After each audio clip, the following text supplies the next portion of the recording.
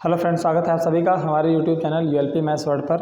तो हम लोग जीरो टू हीरो सीरीज़ में आज एक नया टॉपिक स्टार्ट करेंगे, that is coordinate geometry, polynomial और क्वाड्रेटिक इक्वेशन एंड ट्रिग्नोमेट्री हम उस पर कंप्लीट कर चुके हैं। अब हम पढ़ेंगे कोऑर्डिनेट ज्योमेट्री। कोऑर्डिनेट ज्योमेट्री एक चीज़ होती है अलजेब्रा, ठीक है, जिसमें वेरिएबल्स की कहानी हमने अलजेब्रा, एंड एक होती है ज्योमेट्री जिसमें हम लोग बेसिक लेवल पर 9th-10th क्लास पे हम लोग यूक्लिडियन ज्योमेट्री पढ़ते हैं। कंस्ट्रक्शन बहुत सारे थ्योरम्स और ट्रायंगल पर बेस, क्वाड्रिलेटरल पर बेस, सर्कल पर बेस एंड सारी चीज़ें हम लोग पढ़ते हैं।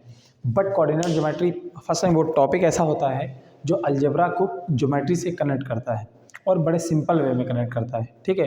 वरना अदरवाइज एरिया निकालना, ठीक है, एंगल निकालना, उसके लिए हर चीज़ के लिए हमें थ्योरम पता होनी चाहिए, ठीक है। थ्योरम के प्रूफ होते हैं सब रट रट के, यूक्लिडियन ज्योमेट्री ने दिमाग खराब करके रखा हुआ था। तो कोऑर्डिनेट ज्योमेट्री एक ब्रिज की तरह काम करती है अलजेब्रा एंड ज्योमेट्री के बीच में। और उस कोऑर्डिनेट ज्योमेट्री से क्या होता है, अलजेब्रा का विजुअलाइजेशन होता है। जैसे कि हम लोग लीनियर इक्वेशन पढ़ते हैं और सॉल्व करते हैं, तो उन लीनियर इक्वेशन के हम सॉल्यूशन निकालते हैं, और जब उसका हम लीनियर इक्वेशन से क्या बनती है, लाइंस बनती हैं, और उस लाइंस को हम लोग अगर ड्रॉ करते हैं तो हम पाते हैं जब point of intersection of two lines है वो असल में सॉल्यूशन ऑफ द लाइंस है, या solution of that two linear equation है। तो एक तरह से मतलब ये हुआ कि जो लीनियर इक्वेशंस होती हैं जिनको हम लोग सॉल्व करते हैं अलजेब्रा में, वो जाके कहाँ दिखती हैं, कोऑर्डिनेट ज्योमेट्री के थ्रू ज्योमेट्री में दिखती हैं। और जो पॉइंट ऑफ इंटरसेक्शन है उसका मतलब हुआ कि ये सॉल्यूशन है, और जो लाइंस होती हैं तो भाई दिखती हैं। यानी कि जो मैथ्स है अलजेब्रा हम सॉल्व करते हैं वो दिखाई जा सकती है ज्योमेट्री के through by using the coordinate geometry. तो बेसिकली हम कह सकते हैं मोटे तौर पे कि जो हमारे पास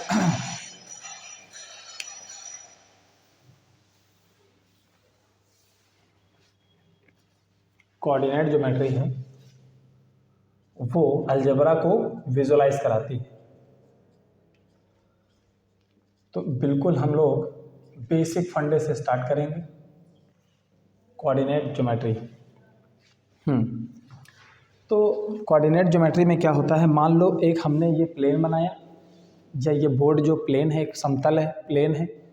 इस प्लेन को अच्छा एक और फंडा बताऊं, जैसे मैंने कहा कि इस पेन की लंबाई, पेन को छुपा लिया और बोला इस पेन की लंबाई इतनी है, तो बोला इतनी कैसे होगी, मैंने बोला इतनी है ना। तो कहने का मतलब कहाँ से हम लोग मेज़र कर रहे हैं इस बात का भी इम्पोर्टेंस है, ठीक है। यानी कि किसी पॉइंट की दूरी कहाँ से मेज़र कर रहे हैं इस बात पे निर्भर करता है कि हम लोग दूसरा पॉइंट क्या है, हमारा रेफरेंस पॉइंट क्या है, या हमारा ऑब्जर्वर पॉइंट क्या है, ठीक है। तो किसी पॉइंट की अगर दूरी नाप रहे हैं इस बात पे डिपेंड करेगा वो कितनी दूर है कि हम कहाँ से नाप रहे हैं, ठीक है ना। तो इसी चीज़ को लेते हुए अगर हमने ये प्लेन माना और इस प्लेन पे अगर हमने पॉइंट कह दिया P, और ये पॉइंट कितनी दूर होगा, तो भाई पूछोगे ना कहाँ से नाप रहे हैं, तो मान लो यहाँ से मेज़र कर रहे हैं, इस पॉइंट को O कह दिया, अब बोला O से P की बीच के डिस्टेंस सपोज दैट R है। तो एक चीज़ के डिस्टेंस हमेशा दूसरे के रेफरेंस में हम लोग मेज़र करते हैं, और इसी रेफरेंस को फिक्स कर दिया गया ऐसे बना के इसको, और इसको मान लिया पॉइंट, रेफरेंस पॉइंट। इस प्लेन को 4 टुकड़ों में डिवाइडेड कर दिया और इसको 0 डिस्टेंस मान लिया कि कोई दूरी नहीं है, यही दूरी 0 दूरी है। और फिर यहीं से मैंने इनको नाम दिया x एक्सिस, ये y एक्सिस। इसके राइट साइड में, इसके अप साइड में पॉजिटिव, और इसके लेफ्ट साइड में हमने इसको बोला माइनस x एक्सिस, ये है माइनस y एक्सिस। अब बराबर डिस्टेंसेस मैंने यहाँ पर कट करना, 1 2 3 4 5, -1 -2 -3 -4 -5। जैसे ये क्या है, ये सब सारे डिस्टेंसेस हैं, इसमें माइनस प्लस तो नहीं होता है, लेकिन अगर माइनस प्लस डिस्टेंस कभी नेगेटिव नहीं हो सकती, वो ऑलवेज पॉजिटिव होती है। बट अगर हम डिस्टेंसेस को यहाँ -1 -2 -3 दिखा रहे हैं तो इसका मतलब हुआ है कि ये डिस्टेंस है किस डायरेक्शन में, उस डायरेक्शन के अपोजिट है जिस डायरेक्शन को हमने पॉजिटिव मान रखा है। तो ये पॉजिटिव मान रखा है तो ये नेगेटिव डायरेक्शन है। बस माइनस या plus sign is use to denote only the direction, यानी डायरेक्शन बताने के लिए हम बस यूज़ कर रहे हैं, there is no plus minus, ठीक है। होगा, इनका मतलब होगा प्लस माइनस का, लेकिन यहाँ पे शुरुआती दौर में अभी इनका जो मतलब है सीधे कि किस डायरेक्शन में है। एक्स पे नेगेटिव मतलब इस ओरिजिन पॉइंट से या जीरो डिस्टेंस पॉइंट से हम लोग लेफ्ट जा रहे हैं। यहाँ पर 1 2 3 4 5, तो -1 -2 -3 -4 -5, तो यहाँ पर नेगेटिव पॉइंट्स का मतलब हुआ डिस्टेंस का मतलब y एक्सिस पे ओरिजिन पॉइंट से जीरो। अच्छा, इस पॉइंट को हम O कह भी देते हैं, इसको बोलते हैं ओरिजिन पॉइंट। और यहाँ पर सारे डिस्टेंसेस जीरो होती हैं ना, यहाँ पे मान के चलते हैं कि ये ओरिजिन है। ओरिजिन मतलब सारे डिस्टेंसेस जीरो। अब एक काम करते हैं, मान लो हमने एक्स एक्सिस पर ट्रैवल किया 4 यूनिट, 1 2 3 4 ये, और यहाँ पे हमने ट्रैवल किया यू ऐसे, और एक्स एक्सिस पे 4 यूनिट चलने के बाद हमने वाई एक्सिस पे ट्रैवल किया 3 यूनिट, ये है 3 यूनिट, 3 यूनिट ये। तब जाके इस पॉइंट पर हम पहुँचे, इस पॉइंट का नाम दे दिया P। तो इस पॉइंट पे हम कैसे पहुँचे? डिस्टेंस मेज़र करके, या डिस्टेंस पे चल के। कितना? पहले एक्स एक्सिस पे 3 चले हैं और उसके बाद वाई एक्सिस पे, पहले एक्स एक्सिस पे 4 यूनिट चले हैं और उसके बाद आफ्टर दैट हम वाई एक्सिस पे 3 यूनिट चले हैं। तो हम ये कह सकते हैं कि एक्स पर चले हैं 4 यूनिट्स और वाई एक्सिस पे चले हैं 3 यूनिट्स, और इसीलिए इस पॉइंट को हम कहते हैं P point which is equals to 4,3। ठीक है, जहाँ पर 4,3 क्या है? डिस्टेंसेस हैं, चली गई हैं जो एक्स एक्सिस पे एंड वाई एक्सिस पे। पहली डिस्टेंस जो लिखी होती है वो हमेशा एक्स एक्सिस पे चली गई दूरी होती है, और जो दूसरे नंबर पे जो वैल्यू लिखी होती है वो होती है वाई एक्सिस पे चली गई दूरी। और इसी पॉइंट को हम लोग बोलते हैं कोऑर्डिनेट पॉइंट।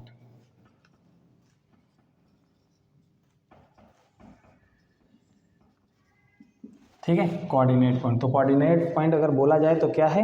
कोऑर्डिनेट पॉइंट केवल और केवल ये बताता है कि हमने एक्स एंड वाई एक्सिस पे कितना चल के ओरिजिन से वो डिस्टेंस प्राप्त की है। यानी ये पॉइंट क्या है? Point is the pair of distances on X axis and Y axis. किसी भी पॉइंट को इसी तरह हम डिनोट करते हैं। जनरल पॉइंट ले लें, एनी पॉइंट, मान लो अगर हमने ए ले लिया तो वो कहीं होगा यहाँ पर, यानी कि x, y डिनोट करते हैं जनरल रिप्रेजेंटेशन। इसलिए ताकि ये समझ रहे कि जो पहले स्थान पे, जो पहले प्लेस पे लिखा होता है this is the distance travel on X axis, और जो दूसरे नंबर पे लिखा है this is the distance travel on Y axis. अच्छा, एक बात और, तो एक्स एक्सिस पे जो चली गई दूरी है उसको हम लोग एक नाम से जानते हैं स्पेशल। जैसे मेरा नाम रोहित, उसी तरह इसका भी नाम होता है। एक्स एक्सिस पे चली गई दूरी को हम लोग बोलते हैं एब्सिसा, और वाई एक्सिस पे चली गई दूरी जो होती है उसको बोलते हैं ऑर्डिनेट। और अगर हम ये कहें कि x, y क्या है, तो ये कोऑर्डिनेट पॉइंट है। जैसे कि 4,3 क्या है? एक कोऑर्डिनेट पॉइंट है, जहाँ पर 4 क्या है? एक्स एक्सिस पे चली गई डिस्टेंस, और y है 3 है वाई एक्सिस पे चली गई डिस्टेंस। अब एक ही चीज़ को हमने इतनी बार रिपीट करा इसलिए क्योंकि तुम एक पर्टिकुलर बात पे ध्यान दो कि जो कोऑर्डिनेट ज्योमेट्री जो हम लोग पढ़ेंगे आगे, उसके थ्रू चाहे इक्वेशन ऑफ लाइन पढ़ें, इक्वेशन ऑफ सर्कल पढ़ें, equation of parabola, hyperbola, ellipse, कुछ भी पढ़ें, कहीं ना कहीं डिस्टेंसेस का बड़ा रोल होता है। ठीक है, कि एक्स एक्सिस पे डिस्टेंस क्या है, वाई एक्सिस पे डिस्टेंस क्या है, और दोनों की वैल्यू पता है तो डायरेक्ट कनेक्शन क्या है। डायरेक्ट कनेक्शन का मतलब ओ से डायरेक्ट पी कितनी होगी। ठीक है, इन सब चीज़ों का बहुत ज़्यादा रोल होता है, इसीलिए डिस्टेंस फार्मूला सबसे पहले पढ़ाया जाता है। ठीक है, और उसके बाद हम लोग फर्दर आगे बढ़ते हैं, क्या नाम लें, अभी धीरे धीरे चीज़ें बढ़ेंगी। दूसरी बात और बताते हैं इसमें,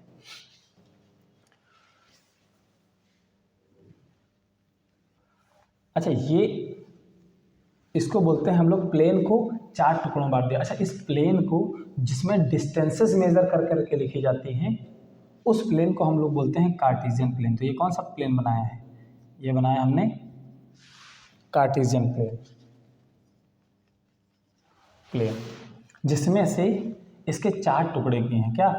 ये टुकड़ा ऐसा टुकड़ा होगा जिसमें कहीं पर भी पॉइंट रहे उसमें x भी पॉजिटिव रहेगा और y भी पॉजिटिव रहेगा। तो इसको हम लोग बोलते हैं फर्स्ट क्वाड्रेंट। 4 चौखाने में बांटा है ना, तो इसको बोलते हैं क्वाड्रेंट। चौखानों को हिंदी में बोलते हैं क्वाड्रेंट। अच्छा, प्रॉपर हिंदी मीडियम में इसको चतुर्थांश बोलते हैं। ठीक है, अब इस चौखाने में आ गए, इस क्वाड्रेंट में, इसको बोलते हैं सेकंड क्वाड्रेंट। लेकिन इसमें क्या होगा, इसमें जो भी एलिमेंट होगा, जो भी पॉइंट होगा वो प्लस कॉमा प्लस टाइप का होगा, यानी इसकी एक्स एक्सिस भी पॉजिटिव होगी और वाई डिस्टेंस भी पॉजिटिव होगी। इसमें कोई भी पॉइंट होगा उसमें, जैसे मान लो यहाँ कोई पॉइंट है तो यहाँ पर पहुँचना है पहले एक्स एक्सिस पे उल्टा नेगेटिव चल के और वाई एक्सिस पे पॉजिटिव चल के। तो यानी कि यहाँ पे जो भी पॉइंट होगा इस चौखाने में, इस क्वाड्रेंट में, उसके पॉइंट किस टाइप के होंगे, नेगेटिव कॉमा पॉजिटिव पॉइंट के होंगे, कि एक्स की डिस्टेंस तो नेगेटिव मेजर होगी और वाई की डिस्टेंस पॉजिटिव मेजर होगी। और इसीलिए इसको बोलते हैं हम लोग थर्ड क्वाड्रेंट। और थर्ड क्वाड्रेंट में दोनों डिस्टेंसेस नेगेटिव होती हैं। मान लो यहाँ कोई पॉइंट है तो वाई एक्स नेगेटिव चला और वाई भी नेगेटिव हम लोग चले, और ये है हमारे पास फोर्थ क्वाड्रेंट। इसमें किस टाइप के एलिमेंट होंगे, मान लो यहाँ कोई पॉइंट है, यहाँ पहुँचने के लिए हमें एक्स पे पॉजिटिव चलना होगा बट वाई पे नेगेटिव चलना होगा, तो प्लस कॉमा माइनस टाइप के हमारे पास क्या रहेंगे, पॉइंट्स रहेंगे। अब वो कितने डिस्टेंस पे हैं वो तो बात की बात है, डिपेंड करता है कि भाई हमने पॉइंट कहाँ पर लिया है। तो इस तरह से हो गया, ये एक कार्टेशियन प्लेन हो गया। कार्टेशियन प्लेन में डिस्टेंसेस नाप नाप के हम लोग पॉइंट को डिफाइन कर लेते हैं, और जहाँ में पॉइंट पहला पॉइंट होता है, पहली वैल्यू होती है एक्स पे चली गई दूरी और दूसरी वैल्यू होती है वाई पे चली गई दूरी। इसको 4 टुकड़ों में बांटते हैं, पहले टुकड़े में दोनों पॉजिटिव, दूसरे वाले क्वाड्रेंट में negative positive, negative negative, positive negative, जिसको बोलते हैं क्वाड्रेंट्स में डिवाइड करना। And this is the basic introduction of coordinate geometry, है ना। एक सामान्य सा परिचय हुआ कोऑर्डिनेट ज्योमेट्री का कि कोऑर्डिनेट ज्योमेट्री एक्चुअल में है क्या। खैर, तो ये हो गई कोऑर्डिनेट ज्योमेट्री, इसमें हो गई ये कोऑर्डिनेट पॉइंट। इन्हीं पर बेस्ड एक चीज़ और होती है कि कोई ये बोला कि भाई हमें ये नहीं ऐसा करना, हम डिस्टेंस में इंटरेस्टेड ही नहीं हैं। अलग अलग डिस्टेंस, एक्स एक्सिस पे कितना चला अलग से, वाई एक्सिस पे कितना चला अलग से, आई एम नॉट इंटरेस्टेड। किसी ने कहा मुझे फ़र्क ही नहीं पड़ता, मुझे ये नहीं मेजर करना, मुझे ये देखना है कि आपका जो पॉइंट पी है ना, ये वो ओरिजिन से डायरेक्ट कितनी दूर पर है। तो मान लिया कि वो आर दूरी पर है, और फिर कहा कि और साथ ही साथ ये एक्स एक्सिस अगर आप मान रहे हो इसको, तो एक लाइन मान लो इनिशियल लाइन, और इससे ये कितना एंगल पर है। तो एक प्लेन ऐसा कह रहा है कि I am interested in distances, कि भाई एक्स एक्सिस पे कितना चला और वाई एक्सिस पे कितना चला, तब हम बता पाएंगे एक पॉइंट क्या है। उसने बोला नहीं नहीं, ऐसे नापों के स्केल नहीं हमारे पास, हम सीधे ये देखेंगे कि डायरेक्ट जो है ओ से पी तक की डिस्टेंस क्या है। अलग अलग एक्सिस पे हमें इंटरेस्ट नहीं है, और वो जो लाइन होगी वो कितने एंगल पे होगी, तब भी तो उस पॉइंट तक पहुंचा जा सकता है। तो यानी कि इसमें डायरेक्ट डिस्टेंस आर का रोल है और दूसरा थीटा एंगल का रोल है। तो ये हो गए थे कोऑर्डिनेट पॉइंट, जिसको कौन से फॉर्म में थे, ये कार्टेशियन पॉइंट थे। कार्टेशियन पॉइंट, कोऑर्डिनेट पॉइंट है लेकिन कार्टेशियन पॉइंट है क्योंकि कार्टेशियन प्लेन है। और जहाँ पर डिस्टेंसेस की बात ना हो कि एक डायरेक्ट डिस्टेंस और एक एंगल की बात होने लगे, उसको हम लोग बोलते हैं पोलर पॉइंट, पोलर कोऑर्डिनेट।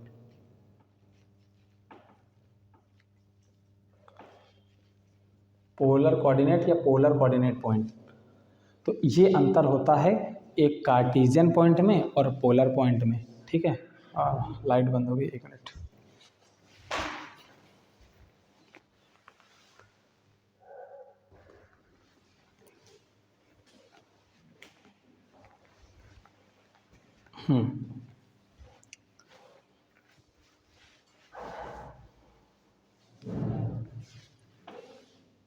अच्छा, इस कोऑर्डिनेट पॉइंट को हम लोग लिखते कैसे हैं। अब एक कनेक्शन बिठाते हैं कि कार्टेशियन से पोलर में बदलना हो या पोलर से कार्टेशियन में बदलना हो तो करेंगे क्या। तो कार्टेशियन पॉइंट मतलब डिस्टेंसेस को मेज़र करके लिखना, और पोलर पॉइंट का मतलब डायरेक्ट डिस्टेंस के साथ एंगल को मेज़र करना, ठीक है।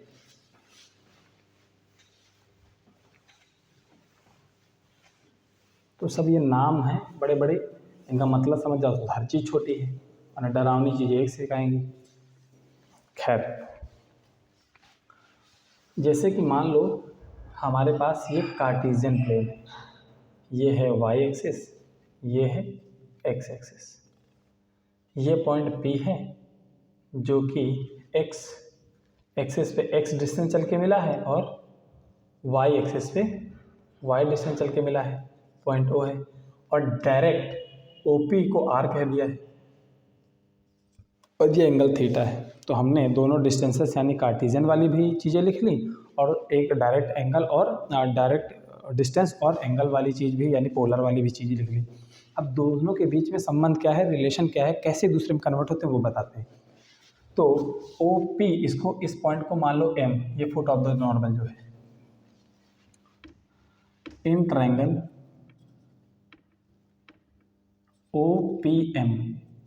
OPM में अगर हम बात करें साइन थीटा की, तो साइन थीटा क्या होता है, परपेंडिकुलर अपॉन हाइपोटेन्यूस।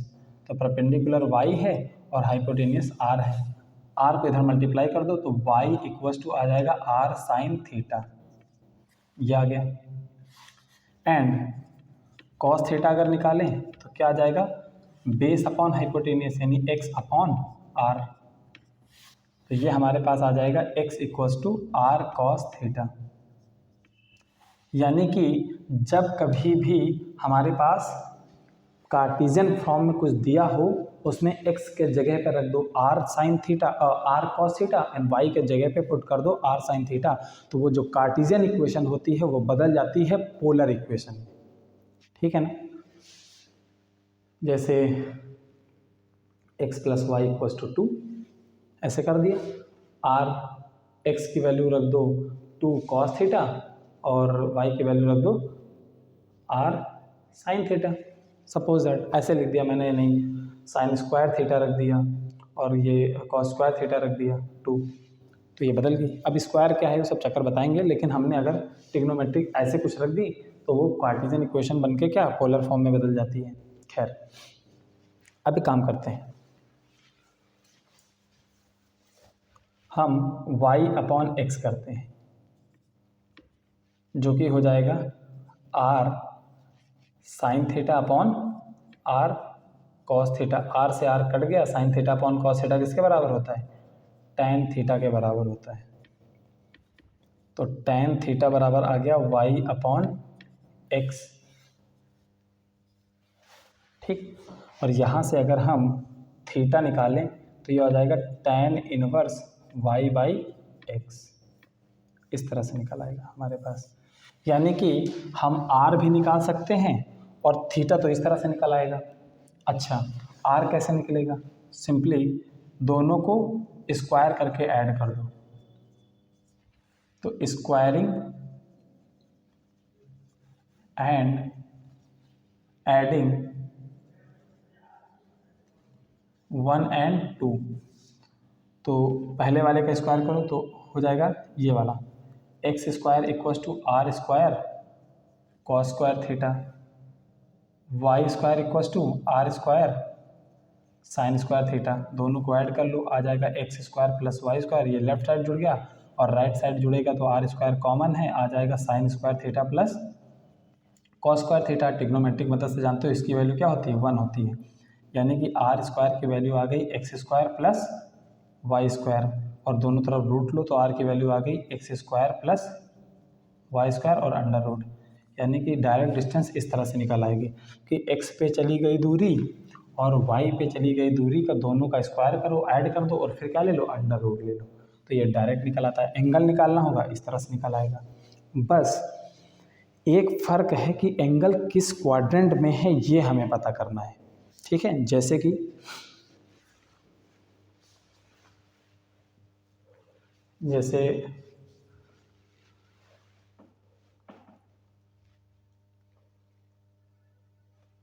यहाँ पे कोई पॉइंट है 1,1 सपोज दैट, तो y भी 1, tan थीटा किसके बराबर होगा, 1/1 के बराबर होगा। भाई y बाई एक्स कहाँ है, तो y भी 1 है, x बाई 1 है, तो tan थीटा बराबर 1 आ गया। थीटा बराबर कितना, 45 डिग्री, ये आ गया।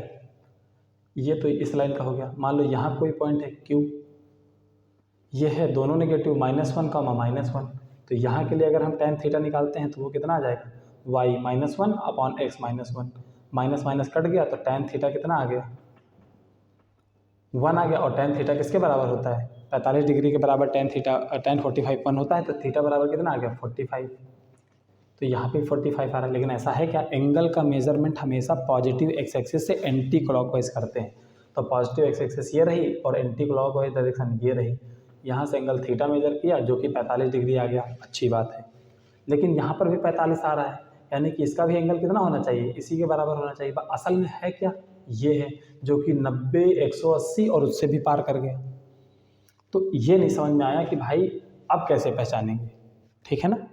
तो ये पहचानने के लिए एक फंडा है कि हम एंगल को कैसे मेज़र करेंगे। आई थिंक प्रॉब्लम समझ में आ रही थी ना, क्या दिक्कत हो रही है। अब दोनों नेगेटिव हो गए तो tan ये भी 1 आ गया +1 और 45 पे +1 होता भी है।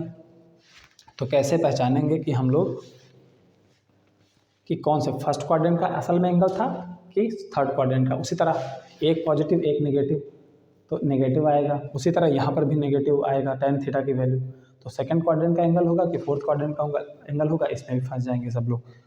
तो अब हम करते हैं कैसे एंगल निकालते हैं।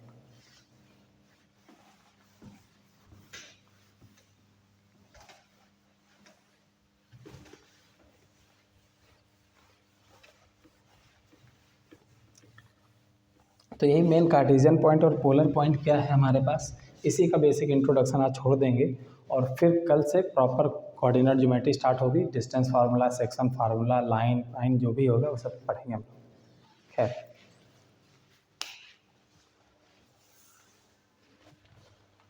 जैसे कि हमारे पास कुछ भी दिया हुआ, कोई पॉइंट दिया गया हो, P दिया गया हो x, y, तो थीटा निकल आएगा tan inverse y by x कर लो और मॉड लगा लो। अच्छा, ये मॉड का जिसको नहीं पता मैं बता देता हूँ, अंदर चाहे सॉल्व होके पॉजिटिव आए चाहे नेगेटिव आए, मॉड इसको क्या बना देता है, पॉजिटिव ही बना देता है। तो थीटा की वैल्यू भी याद कर लेना, ये हमारे पास होगी। अब यानी कि अंदर नेगेटिव भी सॉल्व होके आया तब भी पॉजिटिव हो जाएगा, पॉजिटिव सॉल्व होके आया तब भी पॉजिटिव हो जाएगा, ठीक। और then decide by X and Y, theta decided by X and Y कि कौन से क्वाड्रेंट में लाई करता है, in which quadrant they are lie, in which quadrant they are line. Example के लिए मैं तुमको बताऊं,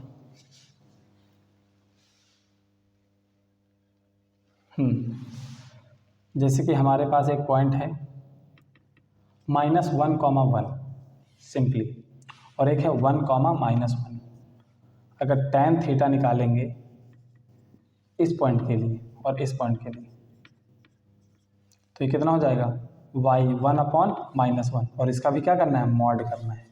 और ये भी क्या हो जाएगा, इसका भी क्या करना है, मॉड करना है, -1/1। तो दोनों केस में tan थीटा बराबर कितना आ गया, -1, लेकिन मॉड लगा है सबको क्या बना देगा, पॉजिटिव।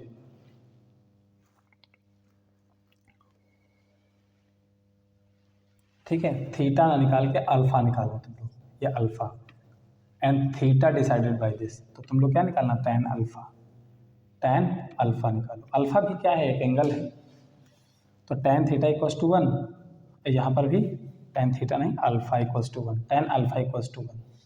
अच्छा, ये इतना डिटेल में इसलिए क्योंकि किसी चीज़ की अगर शुरुआत बहुत कायदे समझ में आ जाती है तो फिर उस पर बड़ी चीज़ें सिखाना आसान रहता है। हो सकता है बहुत लोगों को बहुत ऑब्वियस लगे, लेकिन क्योंकि ये भाई 0 to हीरो सीरीज है, इसीलिए हम जितना सिंप्लीफाइड तरीके में शुरुआत करना हो सकेगा कर पाएंगे, करेंगे, और फिर जितना ऊपर ले जाना होगा हम ले जाएंगे। ठीक है, वो डिपेंड करता है कि हमारे पास स्टूडेंट का डोमेन कैसा है। अगर 9 to 12 भी पढ़ रहे हैं कोई दिक्कत नहीं, हायर क्लासेस में उनके लिए फिर इसमें काम नहीं चलेगा, अलग से फिर वीडियोज़ बनाना पड़ेगा हायर मैथ्स।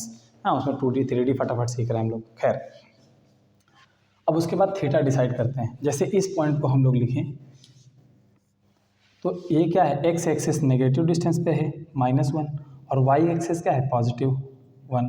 तो इन दोनों से मिलके यहाँ पर ये पॉइंट बना। कौन से पॉइंट, सेकंड क्वाड्रेंट में लाई कर रहा है कि नहीं, यानी कि एंगल डिसाइड हो गया इसका सेकंड क्वाड्रेंट में होगा। और यहाँ पर आए तो एक्स क्या है, सॉरी, एक्स है पॉजिटिव, +1, और वाई है -1 नेगेटिव। तो ये पॉइंट कहाँ कट कर रहा है, यहाँ पर ये पॉइंट हो गया, और ये देखो एंगल डिसाइड हो गया, कौन सा, ये एंगल बड़ा सा पॉजिटिव एक्सिस से एंटी क्लॉकवाइज मेज़र करते हैं, या फिर क्लॉकवाइज मेज़र करते हैं तो ऐसे मेज़र कर देते हैं। ये हमारे पास एंगल हो गया। तो ये कौन सा क्वाड्रेंट हो गया? ये हो गया फोर्थ क्वाड्रेंट का एंगल। इतना फ़र्क है, सेम वैल्यू सेम चीज़ें आ रही, बट हमने प्लॉट करके डिस्टेंसेस को धर के देख लिया कि सेकंड क्वाड्रेंट में ये वाला एंगल है, ये होगा थर्ड क्वाड्रेंट फोर्थ क्वाड्रेंट में एंगल होगा। इस तरह से डिसाइड करते हैं। और ये अल्फ़ा निकालते हैं ना, अल्फ़ा तो tan की वैल्यू हो गई। इस केस में भी अल्फ़ा आएगा, इस केस में अल्फ़ा कितना आएगा? 45 डिग्री, क्योंकि tan 45 डिग्री पे 1 होता है। और इस केस में भी अल्फ़ा इक्वल टू 45 डिग्री आएगा।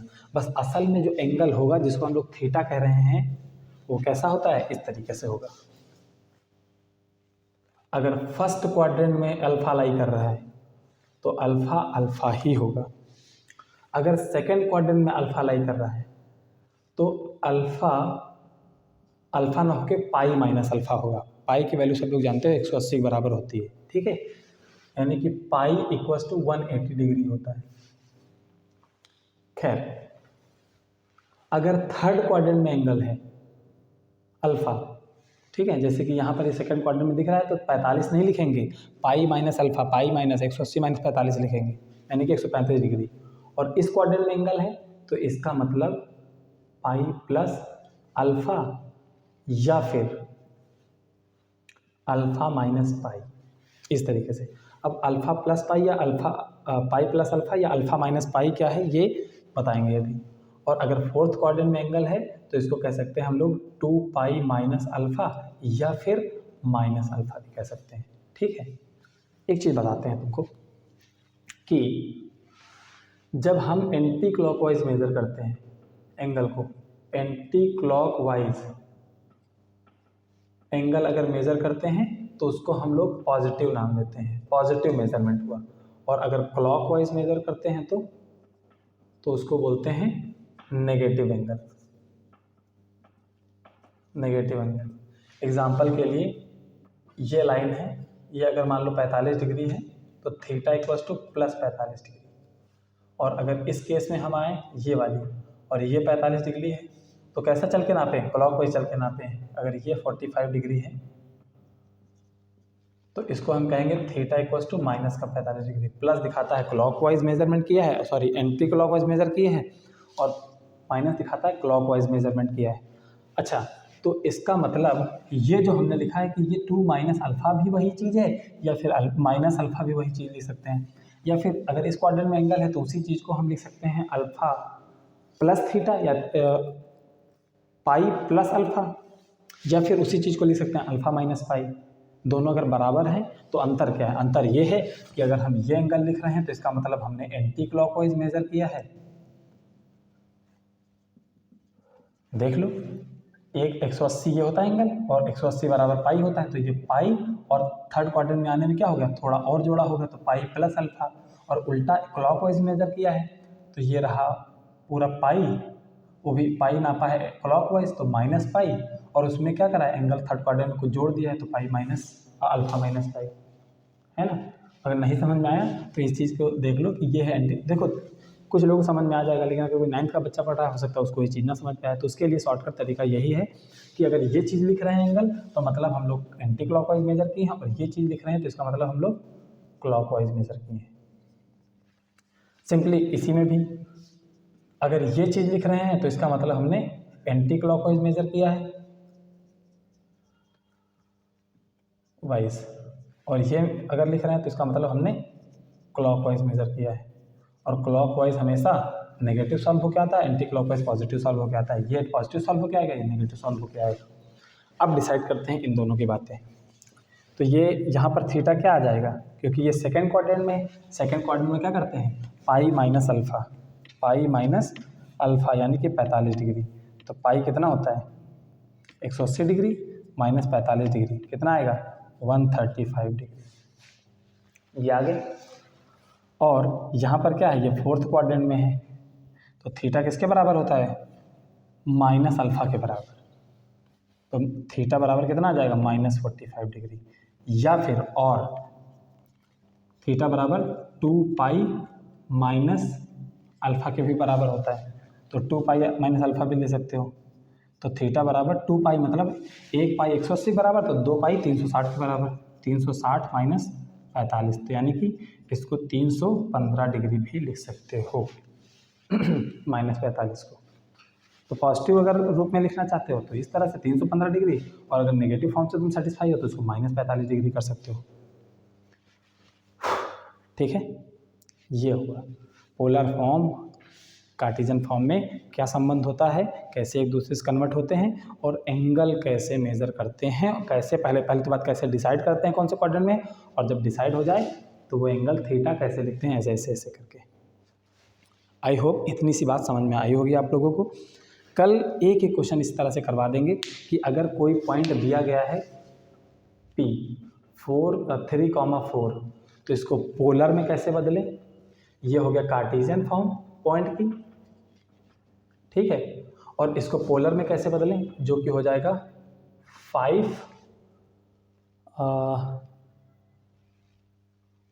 ठीक है। या फिर मैं ऐसा ना करके वो सिंपल सा दे देता हूँ, 1,1 अगर हमारे पास पॉइंट है तो इसको हम लोग बदलते हैं √2 पाई/4। अच्छा, जो हमारे पास पाई की वैल्यू 180 होती है कि नहीं होती है, ठीक है। अगर दोनों तरफ हमने 4 से डिवाइड कर दिया तो पाई/4 जो आ जाएगा वो किसके बराबर, 180/4 यानी कि 45 डिग्री के बराबर आ जाएगा। यानी कि पाई/4 कह लें या 45 डिग्री कह लें, बात एक ही है। तो ये हमने पाई/4 लिखा है, ये असल में क्या है 1,1 को हमने ये कार्टेशियन फॉर्म में लिखा है, और वही 1,1 √2 पाई/4 लिखा जा सकता है। तो ये हो गई पोलर फॉर्म उसी पॉइंट की, ये दोनों सेम पॉइंट है, बट कैसे कन्वर्ट करते हैं ये हम नेक्स्ट क्लास में बताएंगे। जहाँ पे आज ख़त्म करें यहीं से अगले लेक्चर में स्टार्ट करेंगे। और कोऑर्डिनेट ज्योमेट्री का एक हो सकता है आज बेसिक इंट्रोडक्शन जो हमने बताया वो आप लोग को समझ में आया हो, और इसमें हम बहुत डिटेल में चीज़ें पढ़ने वाले हैं, एक एक चीज़ करेंगे। बस बने रहना शुरुआत से आखिर तक, यानी कि शुरुआत करी फिर छोड़ दिया ना, कंप्लीट नॉलेज चाहिए तो कंप्लीट करना होगा। ठीक है, आज के लिए इतना ही रखते हैं। Thank you so much for watching this video. Thank you.